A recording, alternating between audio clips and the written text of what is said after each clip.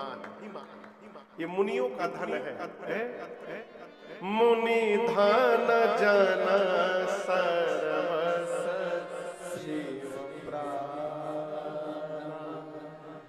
गोस्वामी जी कहते हैं जो लोगों को सुख मिला, जो संपत्ति मिली, जिस समय का दर्शन मिला, समय का दर्शन। राम जी का जन्म कब हुआ आप बताइए? कल ही बताया हूं मैं। कौन से महीने में?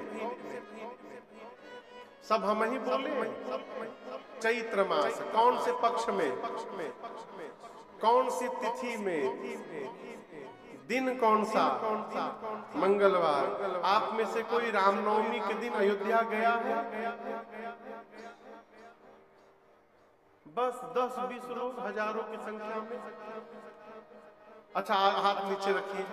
आप लोग में से 5 तीर्थ कौन कर लिया है अपने जीवन में? 5 तीर्थ, कम से कम 5 तीर्थ।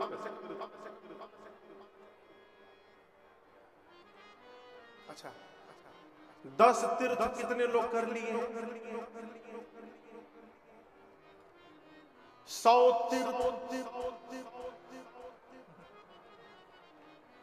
हम किए हैं। 1000 तीर्थ कितने लोग किए हैं? उधर एक लोग खाली हाथ उठाए। 1000 तीर्थ कर लिए हैं, हम कर लिए हैं। अच्छा छोड़िए, दुनिया का सारा तीर्थ कौन करके बैठा है? हम किए हैं। दुनिया का सारा तीर्थ। व्यासपीठ पर बैठा हूं, झूठ नहीं बोल रहा। धरती पर जितने तीर्थ हैं सब किया हूं। अब आप कहोगे महाराज ये पच नहीं रहा, तो पचाने का टेबलेट दे रहा हूं आपको। गोस्वामी जी कहते हैं जेहि दिन राम जन्म श्रुति गावहि,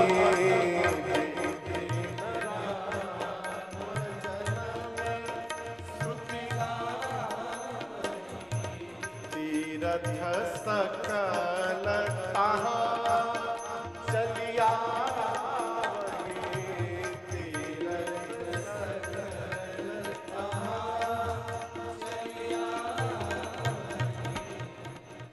जिस दिन वेद भगवान श्री राम जी के जन्म की तिथि बताते हैं, उस समय जन्म तिथि के दिन 12 बजे धरती के सारे तीर्थ अयोध्या पहुंच जाते हैं। कहां पहुंच जाते हैं? उस दिन उस समय अयोध्या में जो पहुंच गया, उसको बिना रुपया खर्चा किए सभी तीर्थों में जाने का फल प्राप्त हो जाता है। ये प्रमाण है चौपाई। रामनवमी के दिन आप अयोध्या पहुंच जाइए, सभी तीर्थों में जाने का फल प्राप्त हो जाएगा। और आप कल्पना करिए, जिस समय धरती के सारे तीर्थ दिखाई पड़ जाए, उस समय के बारे में कोई क्या बताएगा? तो गोस्वामी जी कहते हैं वह सुख संपत्ति समय जिस समाज का दर्शन हुआ, जहां सारे देवता हैं, सारे तीर्थ हैं, उस समाज की व्याख्या नहीं हो सकती। गोस्वामी जी कहते हैं दिन में ही ऐसा लगा कि राम जी से मिलने रात्रि आ गई, अंधेरा छा गया। अंधेरा क्यों छा गया? सारे पुरुष सोचे कि यज्ञ नारायण यदि प्रसाद न देते तो राम जी न आते। तो अयोध्या के सारे पुरुष यज्ञ नारायण को धन्यवाद देने के लिए अपने घर में आहुति करने लगे, स्वाहा स्वाहा। तो अग्निकुंड से क्या निकलेगा? धुआं। बोला करिए, क्या निकलेगा? धुआं। सफेद रंग का ना? अच्छा, काला। निवाड़ी में करिया निकला करिया, काला ही धुआं निकलेगा। क्या निकला? हर घर से क्या निकला? धुआं।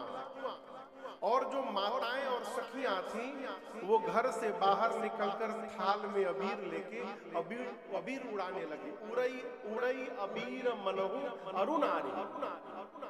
अब सरकार ये अबीर और घर का धुआं ये दोनों मिल करके अयोध्या के ऊपर ऐसी मोटी परत बना दिए कि दिन में ही सूर्य भगवान छिप गए और नीचे लगा कि मानो भगवान से मिलने रात्रि आ गई।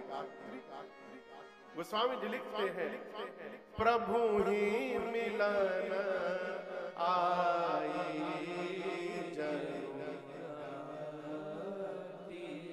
रात्रि देवी आई। आपके घर में, आपके गांव में उत्सव चल रहा है, राम कथा चल रही है, पूरा गांव हर्षित है, सब लोग अपना काम धंधा करके और समय से आके बैठ जाते हैं, उत्सव चल रहा है ना। अब मान लीजिए आप ही के गांव में कोई चेहरा लटका के बैठा हो, तो पंडाल से जो निकलेगा जाएगा पूछेगा तारा का भइल बा, क्या हुआ है। हम अभी लोग गए थे बक्सर में कथा करने, वहां एक बाबा मिले, बड़े बुजुर्ग, तो उनका एक आदत है कि वो अपने दरवाजे पर खटिया लगा के सो जाते हैं और जो भी उनके घर के सामने से गुजरेगा उनको प्रणाम करता, बाबा पाए लगी, तो मालूम है क्या कहते हैं, राजभोग। दीना बाबा, उनका नाम है दीनानाथ पांडे। हमसे बहुत पहले बोले थे, बाबू ऐसा एगो सामान मांग न जो कहीं मिलो ना। हमसे बोले थे बहुत पहले कि ऐसा कोई सामान मांग दीजिए जो कहीं मिले नहीं, हम पागल बनकर उसको ढूंढते रहे। तो अभी अब मैं कथा गाने गया था, करीबन 10-15-20 साल बाद मेरे से मिले हुए, तो मैं पहचान गया उनको। तो बता रहे थे, महाराज क्या बताएं, हमारा कोई काम नहीं। उनकी अवस्था 90 साल के आसपास की है। तो बोले मैं एकदम तंदुरुस्त है, दांत वात हाथ सब ठीक है उनका। तो बोले मैं दरवाजे पर खटिया पे दिन भर पड़ा रहता हूँ, राम नाम जपता रहता हूँ, दरवाजे से जो भी जाता है, अब ब्राह्मण हूँ, बुजुर्ग हूँ, तो प्रणाम करता है, तो हम कहते हैं राजभोग। राजभोग समझते हैं, राजा की तरह रहो, वो सबको यही आशीर्वाद देते हैं, राजभोग। तो एक आदमी को बोले राजभोग, तो गुस्सा गया, तो बोले विपत भोग। राजभोग आशीर्वाद दी तो उसको गुस्सा आ गया, बोला सर तुमको ये पसंद नहीं तो तुम जाओ विपत्ति भोगो। आपके घर में उत्सव हो और कोई विपत्ति में चेहरा जैसे लटका के खड़े रहते हैं, चेहरा उदास होकर खड़ा हो जाए, आप पूछिएगा ना भाई आपको क्या तकलीफ है। रात्रि देवी का चेहरा गिरा हुआ है। राम जी देखिए सभी देवता नृत्य कर रहे हैं, आनंद मना रहे हैं, ये रात्रि उदास है। तो भगवान ने रात्रि से पूछा, व्हाट हैपेंड, आप क्यों उदास हैं। रात्रि ने कहा, प्रभु मैं अपने दुर्भाग्य को देख करके उदास हूं। राम जी बोले, अयोध्या में भी आने के बाद दुर्भाग्य है। रात्रि ने कहा, प्रभु ये सभी देवता इसलिए नाच रहे हैं कि इन सभी देवताओं ने आपको प्रकट होते देखा, मैं नहीं देख पाई। राम जी बोले, क्यों नहीं देख पाई। रात्रि बोली, प्रभु आप तो दिन में प्रकट हो गए, मैं दिन में रहती नहीं हूं, मैं कब रहती हूं, रात में, मैं कैसे देखती। भगवान ने कहा, ठीक है त्रेता में तो मैं आ गया हूं अब, लेकिन आज ही मैं आपको वचन देता हूं देवी, अगली बार जब मैं द्वापर में कन्हैया के रूप में अवतार लूंगा तो ये सौभाग्य केवल आपको प्रदान करूंगा, अगली बार मध्य रात्रि में अवतार लूंगा। खूब जी भर करके देखिएगा। रात्रि प्रसन्न हो गई, तब तक पीछे से चंद्रमा आए। राम जी को प्रणाम करके बोले, प्रभु सेम प्रॉब्लम, मेरी भी यही समस्या है जो इनकी है, मैं भी आपको नहीं देख पाया। राम जी बोले, अभी वचन दिया हूं रात्रि को द्वापर में आप भी देखिएगा। चंद्रमा बोले, प्रभु त्रेता में आए हैं आप, द्वापर में आएंगे, इतना लंबा समय कैसे निकलेगा। भगवान ने कहा, मैं आपको अपने नाम का सहारा देता हूँ, मेरे नाम के सहारे निकालिएगा। उसी दिन से राम जी ने अपने नाम में चंद्रमा के नाम को जोड़ लिया और भगवान का नाम हो गया रामचंद्र भगवान।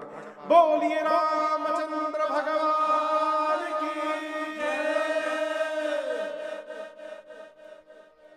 पूरे अयोध्या में आनंद महोत्सव चल रहा है।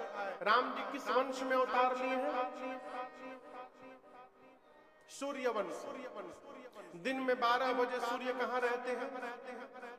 ठीक सूर्य नीचे ऊपर ऊपर